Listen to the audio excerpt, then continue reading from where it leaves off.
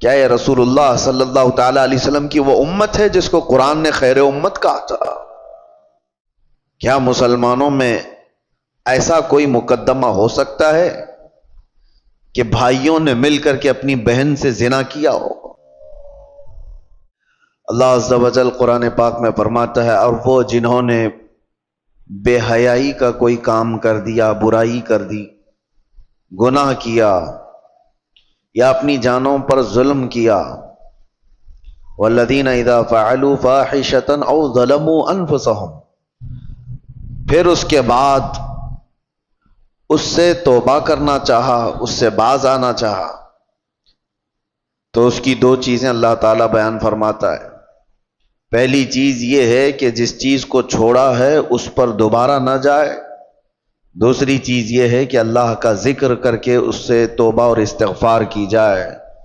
تو اللہ تعالیٰ فرماتا ہے، پھر کون ہے جو بڑے گناہوں کو بخشتا ہے سوائے اللہ کے؟ اللہ معاف کرنے والا ہے، اللہ رحم کرنے والا ہے۔ انسان سے بے حیائیاں اور فواحشات ہو جاتی ہیں، خطاؤں کا مرکب ہے، لیکن بسا اوقات ایسا ہوتا ہے کہ یہ برائیاں اتنی بڑھ جاتی ہیں کہ انسان پھر انسان نہیں رہ جاتا، یہ جانوروں سے زیادہ ذلیل ہو جاتا ہے۔ اس کے اندر ایسی گھناؤنی حرکتیں آنے لگ جاتی ہیں کہ اس کو انسانیت کی تمیز بھی باقی نہیں رہ جاتی۔ وہ وقت آنے سے پہلے اپنے آپ کو، اپنے گھروں کو ہمیشہ سنبھال رکھو۔ انسان حیوان کا حصہ ہے، لیکن کبھی اس کے اوپر حیوانیت ایسی غالب آ جاتی ہے کہ اللہ کی پناہ، وہ جانوروں میں بھی وہ کام نہیں ہوتے جو انسان کر جاتا ہے۔ اور وہ کب ہوتا ہے؟ انسان اس مقام پر پہنچتا ہے جب وہ ایسی حرکتیں کر جاتا ہے جس سے جانور بھی شرمانے لگ جائیں۔ کون سی ایسی چیزیں جو انسان کو ایسا شیطان بناتی ہیں؟ میں چند تمہیدی کلمات آپ کے سامنے پہلے رکھتا ہوں۔ انسان کو اللہ تبارک و تعالیٰ نے عقل بھی دیا ہے اور شہوت بھی دیا ہے۔ عقل یہ صرف انسان کے پاس اتنی بڑی دولت ہے کہ دوسرے تمام حیوانات میں یہ چیز نہیں ہے۔ عقل کا مطلب صرف دماغ ہی نہیں ہوتا، عقل کا مطلب صحیح اور غلط کو پہچاننے کی تمیز، اور شہوت جس سے انسان کو برائیوں کی خواہشات ہوتی ہیں۔ جانوروں میں شہوت رکھی گئی ہے، عقل نہیں، اور فرشتوں میں عقل ہے، شہوت نہیں، اور انسان میں دونوں چیزیں ہیں، عقل بھی ہے، شہوت بھی ہے۔ اسی لیے فرمایا گیا کہ کوئی انسان اپنی شہوت ہوتے ہوئے بھی، شہوت اس کے پاس ہے پھر بھی بچ رہا ہے، تو وہ فرشتوں سے افضل انسان ہے۔ اس لیے کہ فرشتے گناہوں سے اس لیے بچے ہیں کہ ان کو شہوت ہی نہیں، گناہ کرنے کی سوچ ہی ان کے پاس نہیں۔ اور انسان اگر اپنے آپ کو بچاتا ہے تو فرشتوں سے افضل ہے۔ لیکن ساتھ میں یہ بھی بتایا گیا کہ عقل ہونے کے باوجود انسان برائیوں سے نہیں بچتا تو پھر وہ غلیظ جانوروں سے بھی زیادہ بدتر ہے۔ جانور اس لیے نہیں بچ پاتا کہ اسے صحیح اور غلط کی تمیز نہیں ہے۔ جانور بڑے تھوڑے سے ہو جائیں تو ان میں ماں باپ کا رشتہ نہیں ہوتا، بھائی بہن کا رشتہ نہیں ہوتا۔ بچے بڑے ہو جانے کے بعد وہ ماں سے، بہنوں سے ایسا کوئی رشتہ نہیں ہے جس کے ہاں حدود ہیں۔ اس لیے جانوروں کے ہاں وہ کوئی بات ہی نہیں رہ جاتی۔ لیکن انسان کو اللہ تعالیٰ نے عقل دیا ہے، تمیز دیا ہے اور حدود بیان کیا ہے۔ اگر وہ عقل کا استعمال نہ کرتے ہوئے ان بے حیائیوں میں اپنے آپ کو مبتلا کرتا ہے تو وہ جانور سے زیادہ ذلیل ہے۔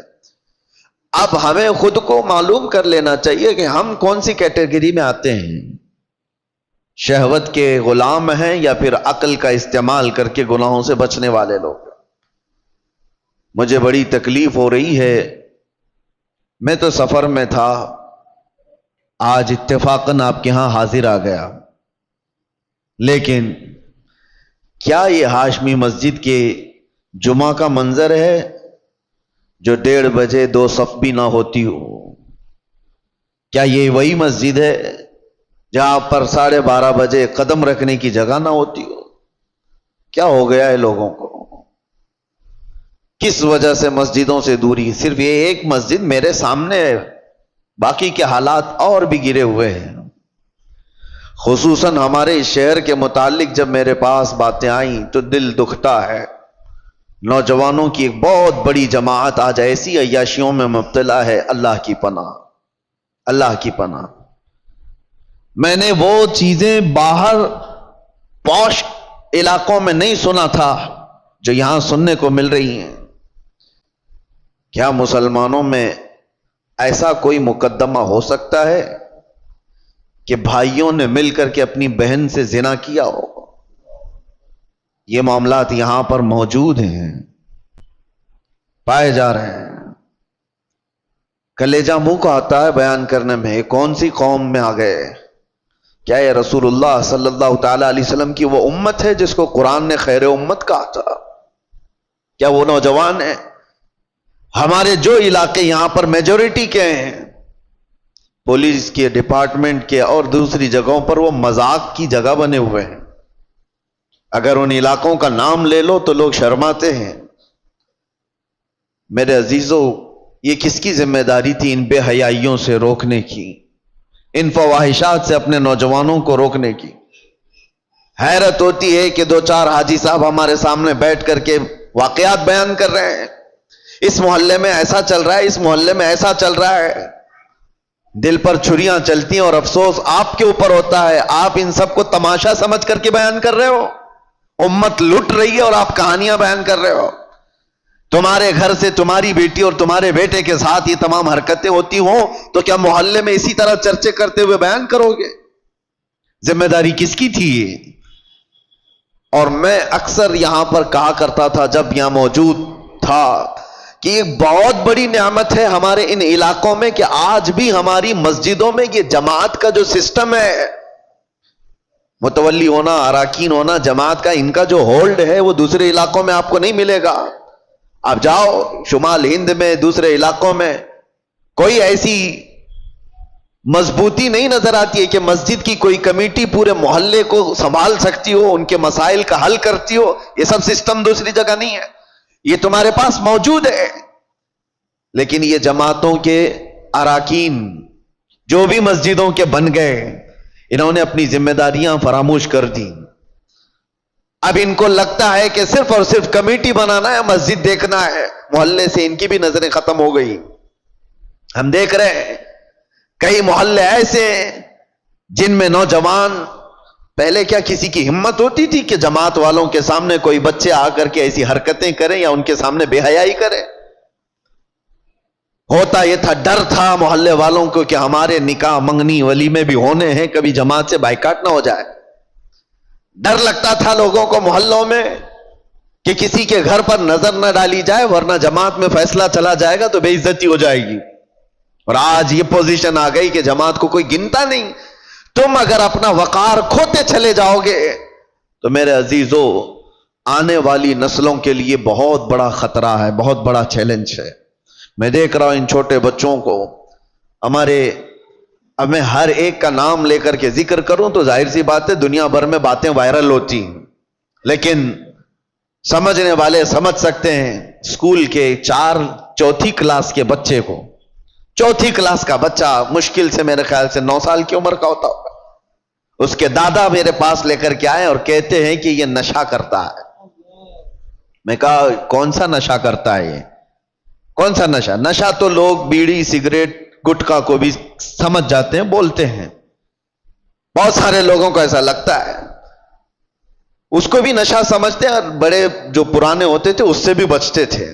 تو ان کے دادا نے، بچے کا جو دادا ہے، پوتے کو جو لے کر کے آیا، کان پکڑ کر کے کہتا ہے کہ حضرت مجھے تو پتہ نہیں یہ کون سی چیز ہے، لیکن سنا ہے کہ یہ چرس ہے، گانجا ہے، افیون ہے، یہ تمام چیزیں۔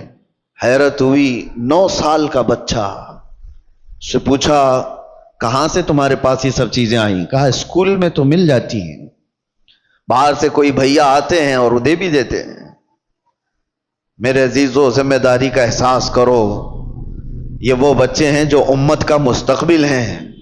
درد ہوتا ہے ان نوجوانوں کو دیکھ کر کے میرے مصطفیٰ کریم صلی اللہ تعالی علیہ وسلم کی یہ بھولی امت جس کے لیے میرے آقا رات رات بھر کھڑے ہو کر کے رویا کرتے تھے، آج وہ امت کا یہ حال ہے کہ اپنے نبی رحمت صلی اللہ تعالی علیہ وسلم کی تعلیمات کو پیٹ پیچھے ڈال چکی.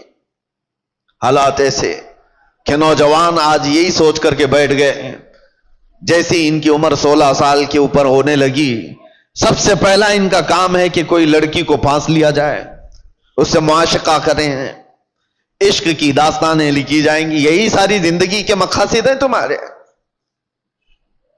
16 سال تو میں بہت دور کی بات کر رہا ہوں، اب تو اسکول کے چھوٹے سے بچے یہ تمام فنڈے حل کر کے بتا دیتے ہیں. فیس بک، انسٹا، یہ تمام چیزیں چھوٹے چھوٹے بچوں کے ہاتھوں میں موجود ہے، اور وہ پرانے زمانے کے بوڑھوں سے زیادہ جانتے ہیں. بے حیائیوں کا دور آ گیا. اب مجھے وہ حدیث یاد آتی ہے، ابھی جسٹ مسجد میں آتے ہوئے قبرستان کے پاس سے گزر رہا تھا، دماغ میں یہ ساری باتیں گھوم رہی تھی جب کسی نے آ کر کے مجھ سے یہ کہا کہ یہاں وہ معاملہ بھی ہے کہ بھائیوں نے بہن کے ساتھ زنا کیا ہے. قبرستان دیکھتے ہوئے مجھے میرے مصطفیٰ کی وہ بات یاد آئی. اللہ کے نبی صلی اللہ تعالی علیہ وسلم نے ارشاد فرمایا تھا، ایک دور تم پر ایسا آئے گا کہ تم قبرستان کے پاس سے گزرو گے تو تمہیں یہ خیال آئے گا کاش میں اس میں ہوتا تو زیادہ اچھا ہوتا، کیونکہ جو جا چکے، جو دفن ہو چکے، وہ بہت سارے فتنوں سے محفوظ ہو گئے ہیں. ہمارا حال ہے ابھی مقابلے کا، ہمیں یہ چیلنجز کا مقابلہ کرنا ہے. گناہوں کا ایسا دور دورہ ہے، کس سے کہا جائے. کبھی اس بات کا بھی ڈر لگتا ہے کہ پوری جماعت امت مسلمہ کو اپنے ٹارگٹ پر رکھی ہوئی ہیں. تمہیں کیا نہیں پتا، آج نہیں دیکھتے ہو کہ اس صبح سے شام تک سوشل میڈیا بھرا ہوا دکھتا ہے، اسلام کو گالیاں دینے والوں کی ایک انبار ہے. نبی پاک صلی اللہ تعالی علیہ وسلم پر نشانے نہیں بنائے جاتے. آج ٹی وی کھولو، کسی چینل کو دیکھو تو اسلام کا مذاق اڑانے والے کتے بیٹھے ہوئے ہوتے ہیں، بھونک رہے ہوتے ہیں. قرآن کی آیتوں پر ڈسکشن چل رہا ہے، اذان کو لے کر مسائل اٹھائے جا رہے ہیں، کلمے پر بات آ گئی، تمہیں سب پتہ ہے. اور ان حالات میں جب گھر کو آگ لگی ہوئی ہے، نوجوان بچے عیاشیوں میں مبتلا ہے، یہ لڑکیوں کو پھنسانے میں مبتلا ہے، فیس بک چیٹ کرتے ہوئے پوری راتیں گزارنے میں مصروف ہیں. اور ان حالات کا کون ذمہ دار ہے؟ میرے عزیزوں، صرف ہماری تقریریں نہیں، امت کا اپنا اپنا حصہ اسے ادا کرنا ہوگا. جو جس چیز کا ذمہ دار ہے وہ ذمہ داری نہیں ادا کرے گا تو قیامت کے دن سوال ہوگا. کلکم راعٍ وکلکم مسئول عن رعیتہ. میرے آقا نے فرمایا تم میں سے ہر ایک نگہبان ہے اپنے نیچے والوں کا. قیامت کے دن تم سے سوال ہوگا تمہارے نیچے والے بگڑے کیوں تھے، تم سے جو ماتحت تھے وہ بگڑے کیوں تھے. باپ سے اس کے اولاد کے بارے میں پوچھا جائے گا، استاد سے اس کے شاگردوں کے بارے میں پوچھا جائے گا، محلے کے بڑے ذمہ دار سے اس کے محلے والوں کے بارے میں پوچھا جائے گا تمہارے یہ آس پاس رہنے والے بگڑے کیوں تھے. یہاں ذمہ داری کا احساس کرو. اب تو یہ بھی ڈر لگنے لگا، پہلے کا وہ سنہرا ماحول تھا، ہم کسی محلے سے گزرتے تھے تو اصلاح کرنے والوں کی ایک بڑی جماعت نظر آتی تھی، نماز جانے والوں کی ایک بڑی جماعت نظر آتی تھی، ٹوپیوں والے، نئے نئے نوجوان داڑھیوں والے بھی نظر آتے تھے. آج خال خال ہے. ہو سکتا ہے میری یہ باتیں کچھ کو لوگوں کو بری لگ رہی ہوں گی. تبلیغ کرنے والے بہت سارے مبلغین بھی بنتے تھے، اپنوں میں سے ہی تو بنتے تھے مبلغین، وہ کہاں چلے گئے؟ انہوں نے بھی اپنا سیف زون بنا لیا کہ ہم اپنے حلقے میں رہیں گے، باقی دنیا جائے بھاڑ میں، مر رہی ہے قوم تو جائے، اس کو کون دیکھے. وہ اصلاح کا شعبہ بھی چھوڑ دیا گیا ہے، اور اب تو اصلاح کرنے والے ہمارے محلے سے بھی نہیں گزر رہے ہیں. اب سنو حدیث، میرے آقا صلی اللہ علیہ وسلم نے فرمایا تھا، اسی زمانے کے لیے شاید، حضور فرماتے ہیں ایک وقت ایسا بھی آئے گا کہ جو اصلاح کی بات کرے گا، جو ایمان کی بات کرے گا، لوگ اس کو اتنی تعجب سے دیکھیں گے جیسے چور کو دیکھا جاتا ہے. داڑھی والے کو, ٹوپی والے کو, اصلاح کی بات کرنے والے کو حضور فرماتے ہیں جیسے زنا کرنے والے کو عیب سے لوگ دیکھتے ہوں گے, تانا دیں گے, اسی طرح سے ایک وقت ایسا آئے گا کہ مومن کو تانا دیا جائے گا, یہ دیکھو یہ مسلمان ہے, یہ دیکھو یہ ٹوپی والا ہے, یہ داڑھی والا ہے. وہ دور آئے گا. بلکہ میں سمجھتا ہوں اس دور میں ہم جی رہے ہیں. لوگ آج کیوں اپنے آپ کو ماڈرن اور اپنے آپ کو سیکولر بننے کی کوشش کر رہے ہیں؟ کیوں؟ اس لیے کہ وہ ان تانوں سے گھبرا رہے ہیں, ڈر رہے ہیں. میں محلے میں کھڑے ہو کر کے اگر کسی کی اصلاح کی بات کروں گا تو لوگ میرا پچھلا نکال دیں گے, مجھے بھی بولیں گے جمعہ 8 دن ہو گئے ابھی حج کو چلا تو. یہ سارے تانے تو سننے پڑیں گے میرے عزیزوں. کیا وہ صحابہ اکرام رضوان اللہ تعالی علیہ مجمعین نے اتنے بڑے مشن کو نہیں اٹھایا تھا جن کے پرانے حالات یہ تھے؟ حضرت انس رضی اللہ تعالیٰ عنہ فرماتے ہیں مجھے جب یہ حدیث پڑھتا ہوں تو رونگٹے کھڑے ہو جاتے ہیں. عشق اور محبت کہتے کسے ہیں؟ حضرت انس کہتے ہیں شراب ابھی حرام نہیں ہوئی تھی, مدینے میں لوگ شراب پیتے تھے, سب دھیرے دھیرے شراب حرام کی گئی ہے. ایک وقت ایسا آیا تھا کہ شام کا وقت تھا, قہبہ خانے جہاں پر شراب بکتی تھی لوگ آ کر کے بیٹھ کر کے پیتے تھے جیسے ہوٹل ہوتے ہیں. حضرت انس کہتے میں شراب لوگوں کو پیالوں میں بھر کر دیا کرتا تھا. اچانک مدینے کی گلیوں میں آواز آئی, کوئی ڈنڈورچی اعلان کر رہا تھا یا ایھا المسلمون قال رسول اللہ صلی اللہ علیہ وسلم حرمت الخمر, اے مسلمانوں اللہ کے نبی نے فرمایا شراب حرام ہو گئی. اعلان کانوں میں سنا. حضرت انس کہتے میرے ہاتھ سے پیالی گر گئی.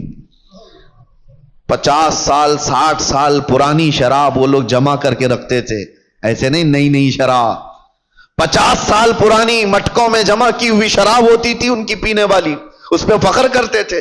حضرت انس کہتے میں نے تو پیالی چھوٹ گئی, لوگ جو بیٹھے ہوئے تھے کوئی اپنے منہ سے لبوں تک لگایا ہوا تھا وہیں سے اس نے پٹک دیا, آواز آئی وہیں سے پھینک دیا کہ اللہ کے نبی نے فرمایا حرام ہو گئی, پٹک دیا. میں سوچتا ہوں کبھی پڑھتا ہوں تو رونگٹے کھڑے ہوتے ہیں, کیا صحابہ میں یہ فرما برداری کا جذبہ تھا. ان کے کانوں میں صرف بات پڑی, وہ بھی ڈائریکٹ رسول اللہ کی نہیں, کوئی اعلان کرنے والا بیان کر رہا ہے. وہ یہ سوچ تو سکتے تھے کہ ابھی قانون آیا ہے, امپلیمنٹ ہونے میں ٹائم لگ سکتا ہے, آج کا تو پی لیں, کل جا کر کے حضور سے بات کر لیں گے کہ صحیح میں حرام ہوئی یا نہیں, کنفرمیشن کے بعد چھوڑ دیں گے. نہیں, صرف کسی ایک مسلمان کی آواز آئی کہ اللہ کے نبی نے فرمایا, وہ صحابہ نے توڑ دیا مٹکے 50 سال پرانے. حضرت انس کہتے رات ہوتے ہوتے مدینے کی ساری نالیاں شراب سے بہ رہی تھی, جن کے ہاں جو جو جمع رکھا تھا سب اٹھا کر کے پھینک دیا.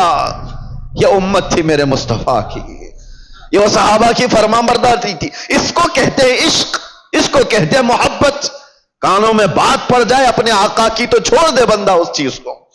کیا آپ تب کو یہ نہیں پتا ہے کہ گناہوں کے اڈوں پر جانے کی اجازت اسلام نہیں دیتا؟ میرے آقا صلی اللہ تعالی علیہ وسلم نے شراب حرام کی ہے, نشہ حرام ہے, تو وہ نوجوان کیسے آج نشہ کو چھوتا ہے, اپنے نبی سے محبت کی دعوے کرتا ہے؟ محبت ہے ہی نہیں, عشق کی بات ہی نہیں. رائی کے دانے کے برابر بھی اگر دلوں کے اندر ایمان ہو, میرے آقا سے محبت ہو تو آ جاؤ, باز آ جاؤ میرے عزیز ہو.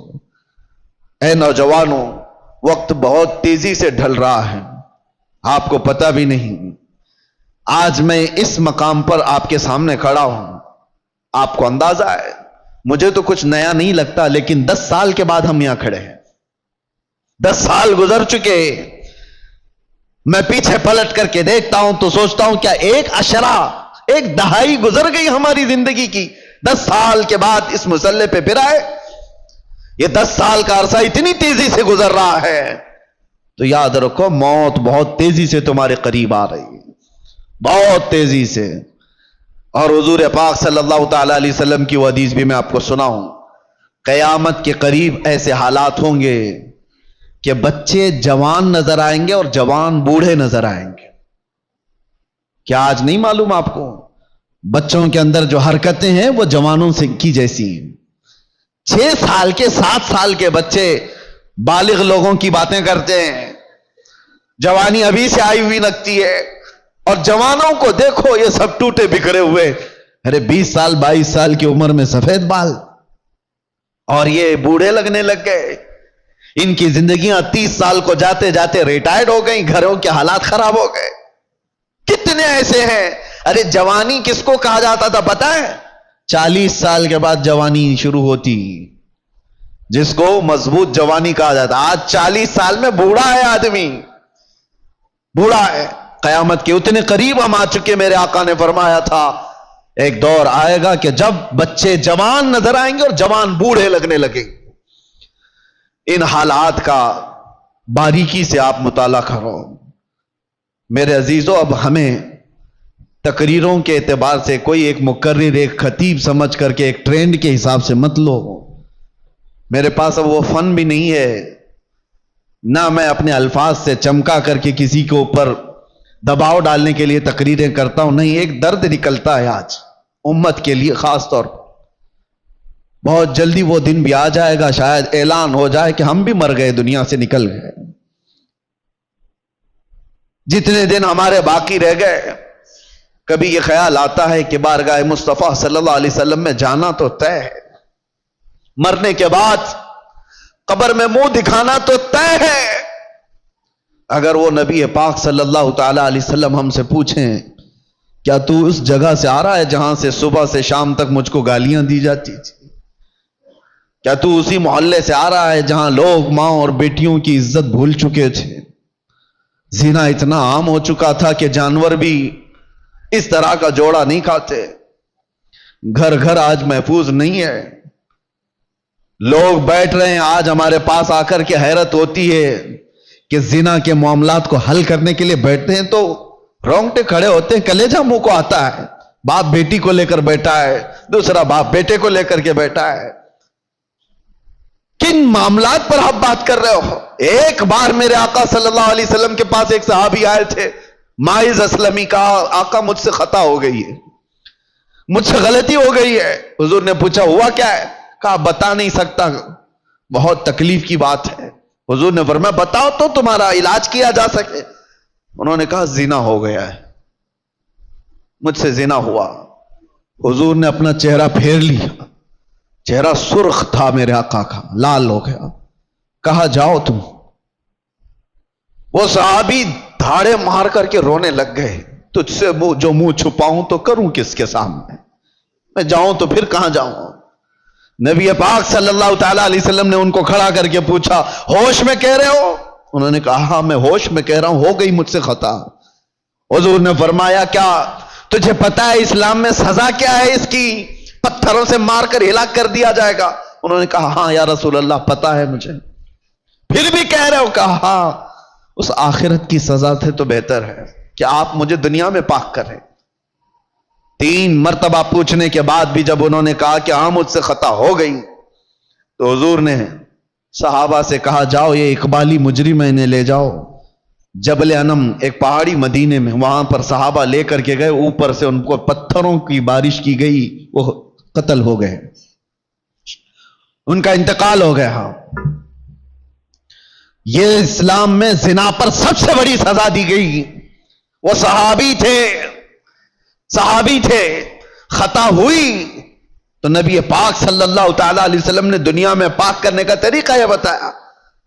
اور یہاں پر حالات ایسے آ گئے کہ لوگ اس کو اتنے ہلکے میں لے لیے.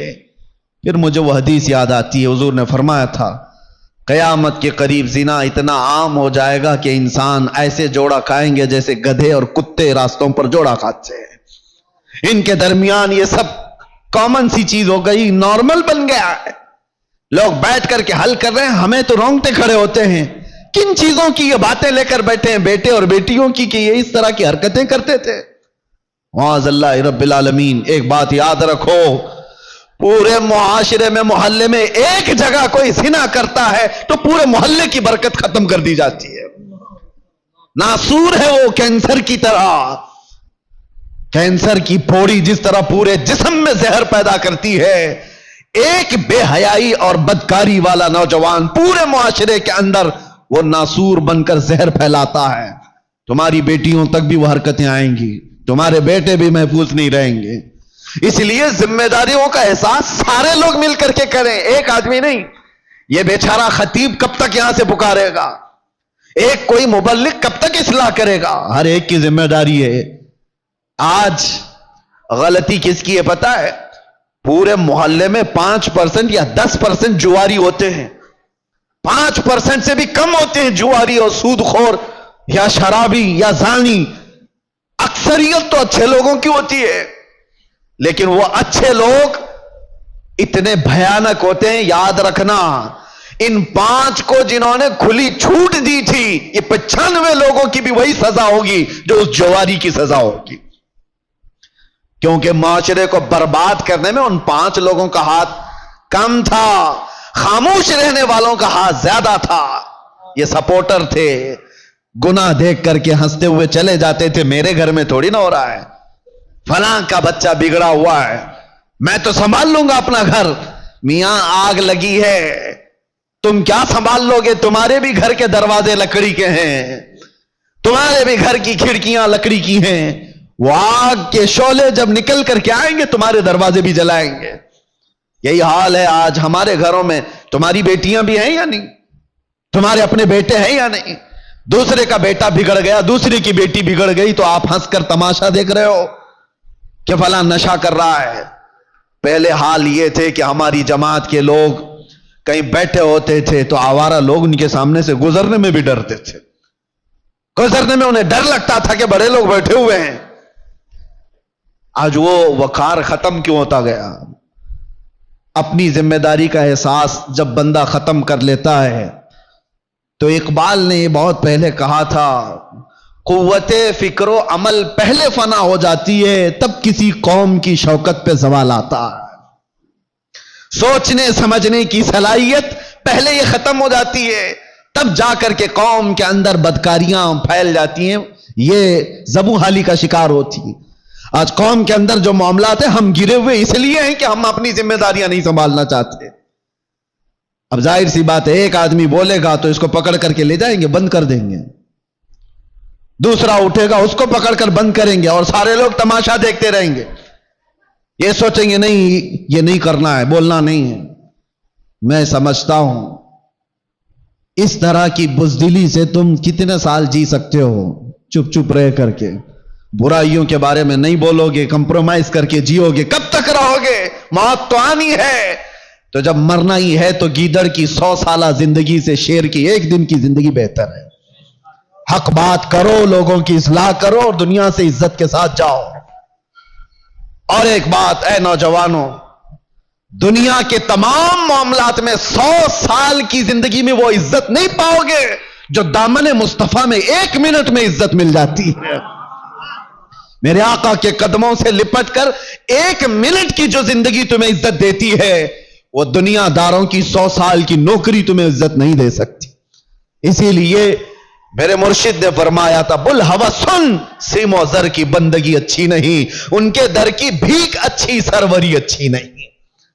آؤ اصلاح کے لیے اپنے ان معاشروں میں اصلاح کا کام تیزی سے شروع کر دو۔ اگر آج تھوڑی سی تمہاری حرکت باقی رہے گی تو امید ہے کہ ہماری جو نئی نسلیں ہیں وہ اس بات پر تو باقی رہے۔ میں سعودی عرب میں دیکھ کر کے آیا ہوں، جنہوں نے اپنے بچوں کو آسٹریلیا امریکہ میں پڑھانے کے لیے بھیجا تھا، آج وہ بچے پلٹ کر کے آئے ہیں اور وہ پوچھتے ہیں ہو از دا محمد؟ محمد کس کا نام ہے؟ یہ ریئل بات میں آپ کو بتا رہا ہوں۔ ارے جہاں اسلام کا مرکز رہا، جہاں سے اسلام پھیلا پھولا، ان کے بچے آج غیروں کی گود میں ڈالے جانے کے بعد آ کر اپنے نبی کو پہچان نہیں پا رہے ہیں۔ تم نے بھی کیا سوچا ہمارے بچوں کو سوشل میڈیا پر چھوڑ دیں گے، یہ سارا کچھ موبائل سے، گوگل سے، انٹرنیٹ سے سیکھتے رہیں گے؟ کل کو یہی بچے کھڑے ہوں گے جو اپنے نبی کو نہیں پہچانتے، وہ اپنے باپ کو قیامت میں کیا پہچانیں گے؟ اور تمہارے مرنے کے بعد کیا ہی سالے ثواب کر سکیں گے؟ ادھر تمہارا جنازہ لا کر کے رکھا گیا ہوگا، تمہارا بیٹا باہر کھڑے ہو کر کے انتظار کر رہا ہوگا، نماز ہو جائے گی تو اٹھاؤں اور ڈا کر کے دفن کر کے آؤں، اسے توفیق بھی نہیں ہوگی کہ وہ تمہارے لیے جنازے کی نماز پڑھ سکے۔ کیوں ایسے معاشرے میں جینے کی ضرورت ہے؟ ہمیں جو رسول اللہ صلی اللہ علیہ وسلم نے معاشرہ عطا کیا، اس معاشرے میں امن بھی ہے، عزت بھی ہے، وقار بھی ہے۔ आओ वापस से फिर इस माहौल को बनाने में आप सब सतर्क हो जाओ, मुतहर्रिक हो जाओ। हर मोहल्ले के नौजवानों से मैं गुजारिश करूंगा, तुम 5 ही सही 10 ही सही खड़े हो जाओ जिम्मेदारी लेकर के कि हम अपने मोहल्ले में बेहयाइयां नहीं होने देंगे। इनकलाब आएगा मेरे अजीज। तुम ये मत सोचना कि हम 5 और 10 लोगों से क्या होगा, तुम अपनी ताकत पर कभी मत जाना, इसलिए कि वो रब्बुल आलमीन अरहमुर राहिमीन, उसकी ताकत का तुम्हें अंदाजा भी नहीं है, उसकी ताकत का अंदाजा नहीं है। आज से 5 साल पहले हुबली की एक मस्जिद से 50 लोगों के बीच में मैंने एक पाखंडी को ऐलान किया था। आपको पता होगा हमने यहां से मोबाइल का चैलेंज क्या किया था। यह रब्बुल आलमीन का करम है कि पूरी दुनिया के खित्ते खित्ते में वो आवाज पहुंचाएगी, जिसको पहुंचना था उसको भी पहुंची। तो कभी यह मत सोचना कि मेरे एक के चाहने से क्या होगा, बहुत कुछ होता है। आवाज उठा करके तो देखो, इस्लाह के लिए खड़े होकर के तो देखो। बाजू हमारे कमजोर है, रब्बुल आलमीन की ताकत कमजोर नहीं है। तुम अगर खड़े हो गए इस्लाह के लिए तो अल्लाह ताला गैब से असबाब पैदा फरमाएगा। एक नहीं मानेगा, 2 नहीं मानेंगे, हो सकता है कोई तो जियाला होगा जो तुम्हारी दावत पर लब्बैक कहेगा। तुम अपने घर की दावत थोड़ी ना दे रहे हो। अगर 5 नौजवान खड़े हो गए हर मोहल्ले से और वो दूसरे बच्चों की इस्लाह के लिए कोशिश करते रहे, खुदारा कभी यह मत कहना कि हमारी टीम में आ जाओ, हमारी टीम में आ जाओ, हमारी तंजीम में आ जाओ। एक बात मैं बताता हूं, इस उम्मत की एक रग को मैं जानता हूं, ये जितनी भी बिगड़ी हुई हो, बाप का वास्ता, मां का वास्ता, उस्ताद का वास्ता, पीर का वास्ता, हो सकता है नाकाम हो जाए। बिगड़े हुए नौजवान को एक बार आमीना के लाल का वास्ता दे करके देखो, एक बार मेरे मुस्तफा के नाम का वास्ता दे करके देखो, अल्लाह तबारक व तआला उसके ज़हन और दिमाग में मोहब्बत पैदा कर ही देगा। ये बिगड़ा हुआ है लेकिन आज भी अपने नबी से मोहब्बत रखता है, और उसी मोहब्बत का वास्ता देकर के इस्लाह का काम करो। वरना आज जो मैं सुन करके आया हूं, खड़े होने की हिम्मत भी नहीं थी, इतनी देर में बोल लिया, खड़े होने की हिम्मत नहीं थी। बताओ मेरे अजीजों, जिसके इलाके में आकर के उसको यह खबर दे दी जाए कि आपके इलाके में भाई बहन से जिना कर रहा है, उसे बोलने की क्या जुर्रत होगी, उसे खड़े होने की क्या ताकत होगी। दिल दुखता है। उम्मत मुस्तफा सल्लल्लाहु ताला अलैहि वसल्लम इस पोजीशन पर आ गई कि हम गैरों में भी ये बात नहीं सुन पाते, गैरों में ये बात नहीं सुन पाते। मुसलमानों के घरों में ये चीज हो सकती है। इसलिए आज मेरा ये पैगाम है, अगर सारे लोग जिम्मेदारियों का एहसास ना करेंगे तो कल को पकड़ हमारी भी और तुम्हारी भी होगी। जमात के अराकीन, अपनी जिम्मेदारियों से भागो मत। अल्लाह ने तुम्हें किसी खास मकसद के लिए इस मस्जिद की खिदमत अता की है। हर मस्जिद के लिए कह रहा हूं, इसी मस्जिद की बात नहीं। तुम अपना खोया हुआ वकार उठाओ, संभालो। 2-4 लोग तुम्हारे इन फैसलों के खिलाफ हो जाएंगे, कोई परवाह ना करो। तुम अगर इस जमाम को मजबूती से पकड़ लोगे कि मुआशरे में इन बेहयाइयों और गंदगियों को हम होने नहीं देंगे, तो हो सकता है 2-4 लोग मुखालिफ होंगे, लेकिन देखना अल्लाह ताला तुम्हारी गैब से मदद के लिए फरिश्तों को उतारेगा। क्या उम्मत मुस्तफा की इस्लाह के लिए बैठा हुआ है। दुनिया कोसती है तो कोसे, लेकिन आप अपनी जिम्मेदारी पूरी करो। कोई बच्चा बिगड़ता है तो मुआशरे के जिम्मेदार अराकीन जमात इसका बहुत बारीकी से जायजा ले और उस पर पकड़ बनाए, वरना हाथ से निकल जाने के बाद फिर इस्लाह नहीं होती। अल्लाह तबारक व तआला हमको खैर उम्मत में जिस तरह से रखा है, हमेशा खैर उम्मत के इस लक़ब को संभालने की तौफीक अता फरमाए। रब तबारक व तआला हमारे इस बिगड़े हुए मुआशरे को फिर से इस्लाह की तौफीक अता फरमाए। या रब्बल आलमीन, या करमल अकरमीन, तेरे दरबार में आजिज़ाना फकीराना इल्तिजा है कि मौला हम वैसे ही बगैर किसी क़ियादत के भटके हुए हैं। अल्लाह, हम किसी के साथ कोई बगैर मरकजियत के आवारा है। अल्लाह, तू भी हमें तन्हा ना छोड़ दे। तेरे नबी का वास्ता मौला, इस उम्मत को इस यतीमी की हालत में तन्हा ना छोड़। हमारे मुआशरे में गैब से इस्लाह करने वालों की जमात पैदा फरमा। अल्लाह, उलमाए सालिहीन को हमारे दरमियान पैदा फरमा। हमारी कौम को और हमारे बच्चों को तेरे हबीब पाक का सच्चा शहदाई बना दे। اے اللہ، اے کریم خدا، جن بے حیائیوں اور برائیوں سے ہمارا کلیجہ منہ کو آتا ہے، ان بے حیائیوں اور برائیوں سے ہمارے گھروں کے دروازوں کی حفاظت فرما۔ یہ بے حیائی ہمارے گھر کے دروازوں پر دستک نہ دے، ہماری اولاد، ہماری بہنیں، ہماری مائیں، سب کی عزتوں کی حفاظت فرما۔ مولا آخری دم تک تیرے نبی پاک کے غلاموں میں ہمارا شمار فرما، اور مریں تو تیرے نبی کی محبت میں دنیا سے جائیں، خاتمہ بالخیر عطا فرما۔ وصلی اللہ تعالی علی خیر خلقی محمد وآلہ وصحبہ اجمعین، وآخر دعوانا الحمدللہ رب العالمین۔ السلام علیکم۔